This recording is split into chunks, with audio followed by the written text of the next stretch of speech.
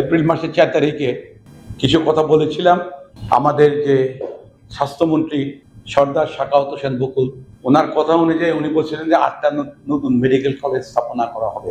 আমি ওই প্রেক্ষিতে আমি কথা বলেছিলাম যে নতুন আপনি করার দরকার নেই, এক্সিস্টিং অনেক পড়ে আছে, বড় বড় বিল্ডিং পড়ে আছে, হসপিটাল বিল্ডিং, বিশাল বিশাল বিল্ডিং করে গ্রামে গঞ্জে এদিক ওদিক করে রাখছে, এগুলা পড়ে আছে। দেখেন, আমি 4 তারিখে কথা বলছি, আজকে 8 দিন হয়ে গেল, আজকে 12 থেকে। এই 8 দিনের ভিতরে দেখেন প্রথম আলো কিভাবে খুঁজা বাইর করে ফেলাইছে দেখেন, কারণ আমার ফেসবুক তো অনেক ভাইরাল হয়, তো প্রথম আলো কিভাবে এগুলা খুঁজা বাইর করছে। প্রথম আলোর প্রতিবেদনে দেখা গেছে 6 শিশু হাসপাতালের ভবন পড়ে আছে বিপুল ব্যয়।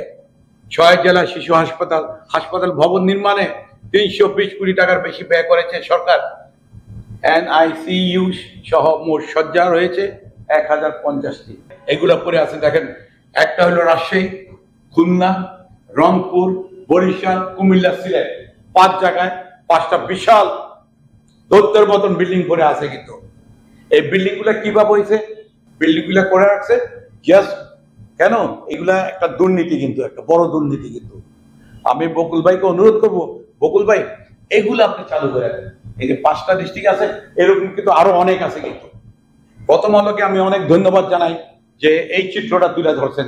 বাংলাদেশের যত সাংবাদিক, যত মানুষ, আপনি স্মার্টফোন যারা ইউজ করেন, আমি সবাইকে, প্রায় 15-16 কোটি লোক যেখানে যা আছে সরকার করছে, কাজে লাগতেছে না, এগুলা প্লিজ আপনারা হয় প্রথম আলোকে দেন, আর নইলে আমার ফেসবুকে পোস্টিং করেন। আমি এগুলা 20 কোটি মানুষের জন্য আমি এই কথাগুলো বলবো। কিন্তু প্রথম আলোকে আমি অনেক ধন্যবাদ জানাই এইটা আজকে নিউজ পেপারে তুলে ধরার জন্য।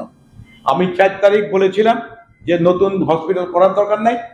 দেখেন প্রথম আলো কিন্তু খুঁজা টিকে বাইর করে ফেলাইছে। কিন্তু ওদের প্রতিবেদন চারিদিকে অনেক লোকজন, সাংবাদিক আছে, তো যার জন্য এরা আজকে তুলে ধরছে। 8 দিনের মাথায় কিন্তু তুলে ধরছে। কিন্তু আমার কথাটা আমার কাজে লেগে গেছে। দেখেন সত্যি কোনোদিন গোপন থাকে না, বাইরে গেছে। এই যে হসপিটাল গুলা করছে, এই যে এই ধরনের হসপিটাল আরো আছে, একটা না আরো আছে, অনেক আছে, 5টা না অনেক আছে, খোঁজ করলে অনেক মারা যায়, বাইর হবে। কিন্তু এগুলো কিভাবে করছে জানেন?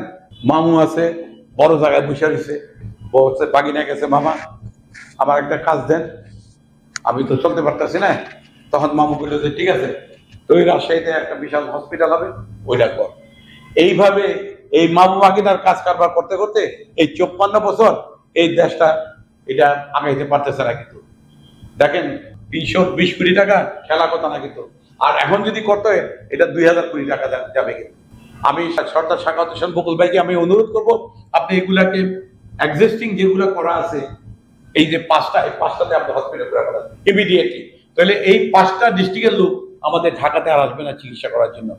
যাকে যে জায়গায় পোস্টিং দিবেন ডাক্তারদেরকে, ওইখানে থাকতে হবে, ওরা যেন কোনোভাবে ঢাকাতে না আসতে পারে। কিন্তু এটা মনিটরিং করা হবে, স্পেশাল ভাবে মনিটরিং করা হবে, স্যাটেলাইটের মাধ্যমে এই সিস্টেম করতে হবে। কিন্তু বকুল ভাই এই ছাড়া আপনার দেশ চালানো বড় কঠিন হয়ে যাবে। কিন্তু এটা আপনার উপরে কিন্তু বিশাল দায়িত্ব আইসা গেছে, কিন্তু এটা দেখাশোনা করার জন্য।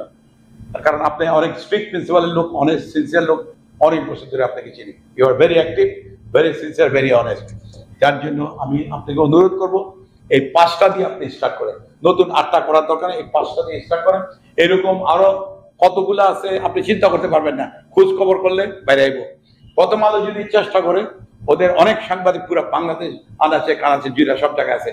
প্রথম আলোকে আমি রিকোয়েস্ট করবো, আপনারা যতগুলা এই ধরনের স্ট্রাকচার করা আছে, এই ধরনের বিল্ডিং করা আছে, প্রত্যেকটার খোঁজ খবর আপনারা দিয়ে দেন পেপার পত্রিকায়। দিয়ে দিলে এগুলাকে আমরা নতুন হসপিটালে কনভার্ট করে দেবো, হসপিটাল করবো, কনভার্ট করবো। কারণ কনস্ট্রাকশন করতে গেলে হাজার হাজার কোটি টাকা লাগবে, মেশিন আনতে, এইটা ওইটা আনতে অনেক সময় লাগবে। এক্সিস্টিং গুলাতে রাজশাহী, খুলনা, রংপুর, বরিশাল, কুমিল্লা, সিলেট আমরা এক্সিস্টিং রেডিমেড পেয়ে গেছি। এগুলাতে তো করতে আর অসুবিধা নেই। পরিষ্কার পরিচ্ছন্ন করবো, মেশিনারি আসবে, ডাক্তার পুষ্টি করবে, কাজ আরম্ভ হয়ে যাবে। আমি সর্দার সাখাওয়াত হোসেন বকুল ভাইকে অনুরোধ করবো, আপনি এইটা মনোযোগ দেন। আজকে নিজেও আপনারা প্লিজ, বকুল ভাই আপনি নিজেও আজকে প্রথম আলো পত্রিকাটা আপনি দেখেন ওরা কিভাবে এগুলা বাইর করে নিয়ে আসছে। কিন্তু থ্যাংকস জানাই আমি এই প্রথম আলোকে, আপনি এইগুলা বের করে নিয়ে আসছেন বলে আপনাকে অনেক ধন্যবাদ। আমি দেশের জন্য, দেশের 20 কোটি মানুষের জন্য আমি এই কথাগুলো বলি। Thank you. আসসালামু আলাইকুম, খুদা হাফেজ।